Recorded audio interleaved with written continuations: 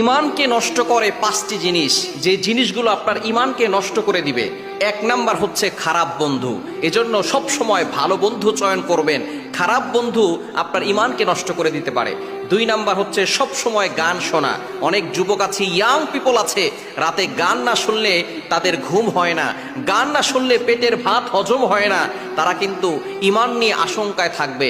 এবং তিন নাম্বার, যারা সব সময় গীবত করে, মানুষের ব্যাপারে অন্যের কাছে গীবত করে বেড়ায়, তাদের ইমান হারানোর সম্ভাবনা রয়েছে। এবং চার নাম্বার, যারা সব সময় সময়কে নষ্ট করে, সময়কে অপচয় করে। আল্লাহ তাআলা কিন্তু সময়ের ব্যাপারে কসম করেছেন, ওয়াল আসরি ইন্নাল ইনসানা লাফি খুসর। এজন্য সময়কে খুব গুরুত্ব দিতে হবে, কারণ আজরাইল কিন্তু চলে আসলে আর এক সেকেন্ডও সময় আপনাকে দেওয়া হবে না।